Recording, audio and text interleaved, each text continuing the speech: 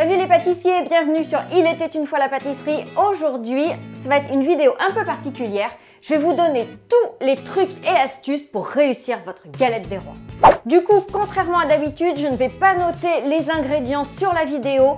Je vais vous les noter en barre d'infos, donc juste en dessous de la vidéo. Et sur la vidéo, je vais juste noter tous les trucs et astuces parce que déjà il y en a beaucoup. Donc si je note les ingrédients en plus, vous n'allez pas vous y retrouver. Si vous avez un doute, je vous mets de toute façon dans le petit i qui est juste ici et sous la vidéo les liens vers ma vidéo de pâte feuilletée inversée qui est vraiment le top pour la galette des rois. Ça fait une galette qui est bien croustillante et qui gonfle bien. Et je vous mets aussi ma vidéo vers la frangipane. Comme ça, voilà, vous aurez tout. Allez, c'est parti! Alors pour la pâte, je vous conseille le top du top, la pâte feuilletée inversée. Comme je le disais en intro, c'est vraiment le mieux. Donc vous mélangez l'eau, le sel et le vinaigre. Le vinaigre, c'est pour une meilleure conservation. Comme ça, vous pourrez conserver votre pâte une semaine au frigo. Et puis sinon, vous pouvez la mettre au congèle. La farine, alors une farine riche en gluten, donc T45 ou bien moitié T45, moitié T55. Ça, c'est le top. Vous ajoutez le beurre fondu et vous pétrissez jusqu'à ce que la pâte s'amalgame, surtout pas plus. Dès que c'est amalgamé, hop, on arrête. Elle sera plus facile à travailler ensuite. Donc ça, c'est la détrempe, là qu'on est en train de préparer.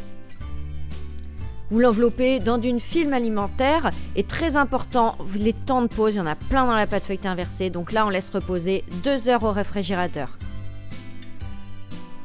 On prépare maintenant le beurre manié, donc dans une pâte feuilletée inversée, on a une détrempe et du beurre manié. Donc pour le beurre, je vous conseille du beurre 84% de matière grasse, mais c'est difficile à trouver. Sinon, un beurre AOP Poitou-Charentes, ce sera très bien.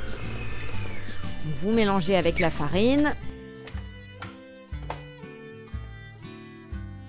Et puis, comme pour la détrempe, vous allez l'envelopper dans du film alimentaire en formant un rectangle, ce sera plus facile à étaler ensuite, et 2 heures au réfrigérateur aussi. Après, vous sortez la détrempe et le beurre du frigo, vous les laissez à température ambiante pendant environ une demi-heure pour qu'ils soient plus faciles à étaler. Mais ce qui est important, c'est à chaque fois de les mettre au frigo et de les sortir du frigo en même temps pour qu'ils soient à la même température. Donc vous étalez le beurre manié en formant un rectangle et puis la détrempe, donc en formant toujours un rectangle mais de la moitié de la taille du beurre manié parce que on va envelopper notre détrempe à l'intérieur du beurre. Donc c'est exactement l'inverse de la pâte feuilletée classique où on enveloppe le beurre dans la pâte. Là ici c'est l'inverse. Donc vous pouvez étaler entre 2 feuilles de papier cuisson ou sur un plan de travail fariné, c'est pareil. Là, vous disposez votre détrempe donc à l'intérieur du beurre et vous allez refermer, en fait on dit enchâsser cette détrempe dans le beurre. Vous soudez bien tous les bords donc, pour qu'elle ne puisse pas ressortir. Donc sur les côtés, en haut, en bas. Et ensuite, vous allez étaler donc ce début de pâte feuilletée. Donc toujours soit sur un plan de travail fariné, soit entre 2 feuilles de papier cuisson. Donc là, pour notre pâte feuilletée, donc ce qu'on va faire, c'est 2 tours doubles. Puis après, on peut faire 1 ou 2 tours simples. C'est comme on veut. Moi, en général, j'en fais 1. Je trouve que c'est suffisant. Donc, du coup, au total, ça nous fera, si on a fait 2 tours doubles plus 1 tour simple, ça nous fera 5 tours au total. Donc, pour le premier tour double, en fait, un tour double, c'est un tour en portefeuille. C'est-à-dire que on replie les 2 extrémités de la pâte vers le centre et ensuite la pâte sur elle-même. Alors moi je l'ai fait dans le sens de la largeur, mais en réalité c'est plus simple dans le sens de la longueur. Je sais pas pourquoi j'ai fait ça, mais bon, c'est pas très important. Voilà, les 2 extrémités au centre. On laisse 1 voire 2 cm au milieu pour pouvoir replier plus facilement. Ensuite, vous l'enveloppez dans du film alimentaire et vous replacez au frigo pour encore une fois 2 heures. Vraiment, les temps de pause c'est super important pour avoir un beau feuilletage parce qu'il faut vraiment laisser le gluten se reposer au maximum. Donc vous pouvez même faire ça sur plusieurs jours. 2 heures c'est un minimum, vous pouvez laisser plus longtemps, il n'y a pas de souci. Après on tourne la pâte d'un quart de tour, on réétale. Donc quand on étale sur 8 mm environ, enfin un petit centimètre. Et on va redonner un tour double, donc comme tout à l'heure. On ramène les 2 extrémités au milieu en laissant 1 ou 2 cm de vide entre les 2 extrémités.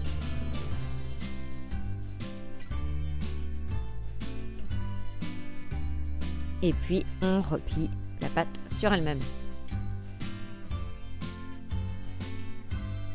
Voilà, donc là on a nos 2 tours doubles, donc on est déjà en fait à 4 tours. On réenveloppe dans du film alimentaire et au frigo pour 2 heures. En attendant, on va commencer notre frangipane. Donc la frangipane, c'est 1/3 de crème pâtissière et 2/3 de crème d'amande. Donc, ouais, toutes les quantités que je vous mets là en barre d'infos, c'est pour 2 galettes. Donc, du coup, eh bien, ça nous fait 200 g de crème pâtissière pour 400 g de crème d'amande. Voilà, ça, c'est les proportions idéales. Après, moi, j'aime bien quand il y a un peu plus de crème d'amande que de crème pâtissière. Non, après, c'est vraiment selon vos goûts. Donc, vous préparez une crème pâtissière classique. Hein. Mélangez ensemble les jaunes d'œufs avec le sucre. Vous ajoutez la maïzena, la farine tamisée, vous mélangez tout ça. Vous ajoutez ensuite le lait en le délayant petit à petit, puis vous allez faire chauffer à la casserole. Vous comptez environ 30 secondes après l'ébullition jusqu'à ce que ça épaississe. Et puis vous allez filmer au contact. Donc ça c'est important pour qu'il n'y ait pas de croûte qui se forme. Et vous laissez refroidir, enfin revenir à température ambiante. Ça c'est très important. Faut pas qu'elle soit trop chaude, faut que tout soit à température ambiante. On récupère donc la pâte feuilletée. Il nous reste notre tour simple à donner. Donc on tourne encore la pâte d'un quart de tour. Encore une fois, je vous renvoie à ma vidéo sur la pâte feuilletée inversée hein, si vous avez un doute. Et donc pour le tour simple, on va rabattre le haut de la pâte sur les 2/3 de notre rectangle et le bas de la pâte par-dessus. Voilà, donc là on a fait un tour simple. Donc je vous mets tous les ingrédients et le matériel en barre d'infos. Donc là comme j'ai de quoi faire 2 galettes, donc ce qui nous fait 4 disques de pâte, hein, on est d'accord. Eh bien je mets la moitié de ma pâte au frigo pour une semaine ou au congélateur si c'est pour utiliser dans plus longtemps. Vous l'enveloppez bien surtout. Hein. Et puis avec la pâte qui va me servir à faire ma galette tout de suite, donc je l'étale, donc soit sur un plan de travail fariné, soit entre 2 feuilles de papier cuisson. Alors là, attention, on l'étale pas n'importe comment, on ne l'étale pas en cercle, en fait vous allez l'étaler dans le sens de la longueur comme vous avez fait jusqu'à maintenant, quand vous donniez vos tours, pour bien garder le sens de la pâte. Je vous explique pourquoi tout à l'heure. Alors vous découpez, alors là faites ce que je dis, pas ce que je fais. Là j'ai découpé avec un cercle à tarte, mais c'est pas une bonne idée, c'est pas bien. Il vaut mieux découper avec, vous servez du cercle pour faire vos traces, donc là il fait 24 cm. Et ensuite vous découpez avec un couteau bien aiguisé. C'est important pour que les bords de la galette se développent bien. Et vous gardez vos 2 bords bien dans le même sens. Je vous explique après pourquoi. Donc vous les réservez, là ils sont sur le plan de travail, au frigo, mais bien dans le même sens. On finit notre frangipane, donc il nous reste à faire la crème d'amande, les 400 g de crème d'amande. Donc la crème d'amande c'est facile, c'est 100 g de chaque ingrédient. Donc la même quantité de chaque ingrédient. En général on fait 100 g parce que comme un œuf fait 50 g, bah, c'est plus facile de faire un multiple de 50.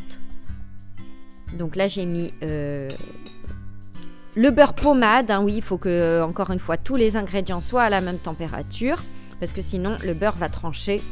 Donc du coup le beurre, le sucre, les œufs et la poudre d'amande. Ah d'ailleurs je ne l'ai pas noté dans les conseils, mais la poudre d'amande c'est carrément meilleur si vous la faites vous-même. Hein. Vous prenez des amandes entières et vous les mixez. Et vraiment le goût sera bien meilleur. Après on peut rajouter alors soit de l'extrait d'amande amère, soit du rhum. Vous pouvez mettre sans problème 2 bouchons. Parce puisque de toute façon tout l'alcool s'évapore à la cuisson. On ajoute notre crème pâtissière, donc qui a bien refroidi, encore une fois, tout à la même température pour que le beurre ne tranche pas. Vous mélangez. Alors, on récupère notre disque de pâte. Vous allez donc mouiller les bords avec de l'eau, pas de jaune d'œuf, pour que ça colle bien. Ensuite, vous déposez votre frangipane en laissant un rebord de 2 à 3 cm tout autour.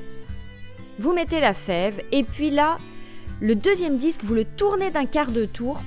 En fait, comme ça, vous aurez un disque dans un sens, un disque dans l'autre et à la cuisson, eh bien, ça va rester bien... Au lieu que la pâte se détende, en fait, que les deux disques se détendent dans le même sens, eh bien, ils vont se détendre chacun dans un sens et du coup, la galette va rester bien ronde.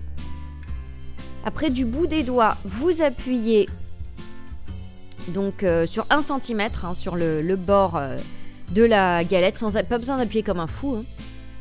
Vous dorez avec un jaune d'œuf, donc on peut mettre 1 ou 2 couches de dorure, ça c'est un petit peu comme on veut. Et puis, alors le top...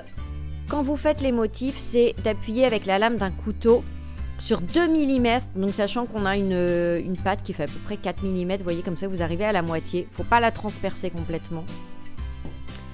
Vous creusez une cheminée, très très important, sinon la pâte risque d'exploser à la cuisson. Vous pouvez faire un chiquetage si vous voulez. Après, une nuit au frigo, ça c'est important, enfin voilà, plus si vous pouvez que 1 heure, ce sera 1 heure, mais... Et on enfourne, cuisson traditionnelle si possible, 45 minutes, 180 degrés. Et 5 minutes avant la fin de la cuisson, vous commencez à préparer un sirop. Comme ça, dès que la galette sort du four, vous pouvez napper de sirop. C'est vraiment important que la galette soit hyper chaude quand vous la nappez de sirop, sinon il va tout de suite durcir, il va blanchir. D'ailleurs, petite astuce supplémentaire, vous pouvez mettre un peu de glucose dans le sirop, ça évite justement le blanchiment. Et voilà, on a une galette qui est délicieuse, qui est super jolie, qui est bien feuilletée, qui est gourmande, qui est pas trop lourde. Franchement, c'est le top.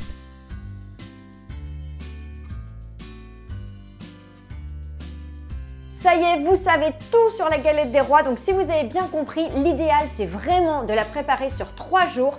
Avec le premier jour, eh bien, la pâte feuilletée inversée, le deuxième jour, la garniture et le montage, et le troisième jour, la cuisson. Donc je vous dis à bientôt et on se retrouve samedi pour une recette de galette des rois, évidemment. À bientôt, ciao!